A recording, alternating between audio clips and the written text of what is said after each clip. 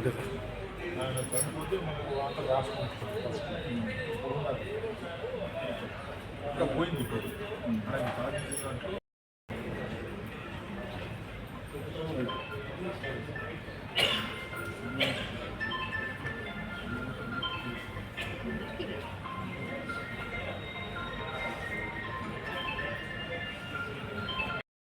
మొట్టమొదట ఏర్పడింది ఆయన మరణంతో, ఆయన ప్రాణత్యాగంతోనే. అట్లాంటి వ్యక్తిని మనం ప్రతి సంవత్సరం గుర్తు చేసుకోవాలా. ఇప్పుడు మన డిసిఓ గారు ఉపన్యాసం చేస్తారు, వారి గురించి చెప్తారు. ఆయన గురించి మనకు అందరం కూడా చిన్నప్పటి నుంచి మనము గొప్పగా చదువుకోవడం జరిగింది. ఆయన గురించి ఆయన మంచి ఫ్రీడమ్ ఫైటర్.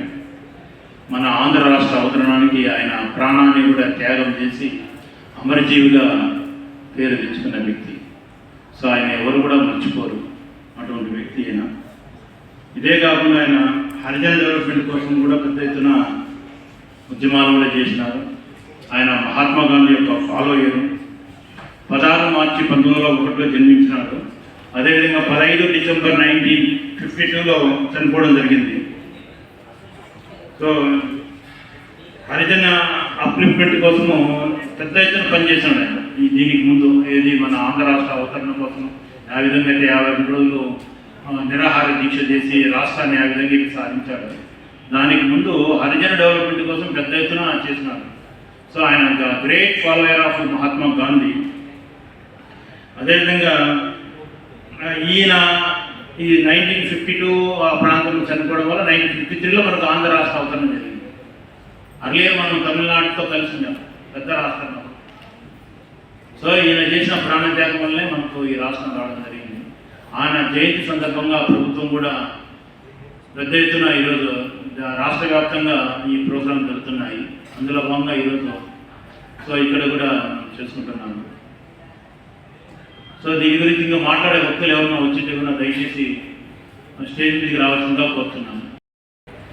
బొలుసు సాంబమూర్తి గారి కాశీనాథుని నాగేశ్వరరావు గారి ఇంటిని వేదికగా చేసుకొని 50 రోజులకు పైబడి ఆమరణ నిరాహార దీక్ష చేసి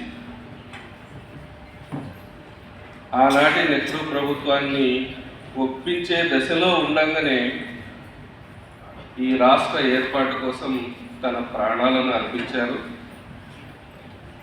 సో అటువంటి మహామూర్తి చూపిన ఆదర్శాలను మనం పాటిద్దాం. గాంధీ గారు 1930వ దశకంలో ప్రతిష్టాత్మకంగా తీసుకున్నటువంటి అస్పృశ్యత నివారణను ఆయన గ్రామాన ఇంప్లిమెంట్ చేస్తూ దానికోసం చాలా కృషి చేశారు. అది తర్వాత రాజ్యాంగంలో ప్రాథమిక హక్కుల్లో కూడా ఒక భాగంగా కావడానికి సో ఆ మహనీయులు చేసినటువంటి కృషే కారణం.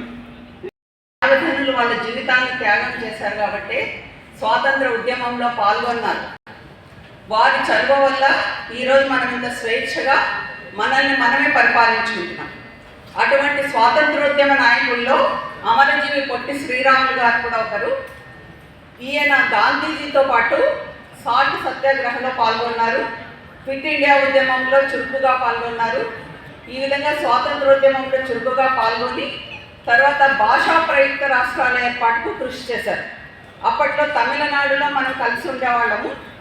అతను ఏం చేశాడంటే తెలుగు మాట్లాడే వాళ్ళందరినీ కలిపి ఒక సపరేట్ స్టేట్గా చేయండి. మొట్టమొదటిసారిగా భాష మీద, లాంగ్వేజ్ మీద ఒక స్టేట్ ఏర్పడడానికి కారణం పొట్టి శ్రీరాములు గారే. భాషా ప్రయుక్త రాష్ట్రాల ఏర్పాటు కోసం కృషి చేసి నిరాహార దీక్ష చేసి మనకు ఆంధ్ర రాష్ట్ర ఏర్పాటుకు 1953లో కర్నూలు రాజధానిగా ఏర్పాటైంది. తర్వాత 56లో ఆంధ్రప్రదేశ్ స్టేట్గా అవతరించింది.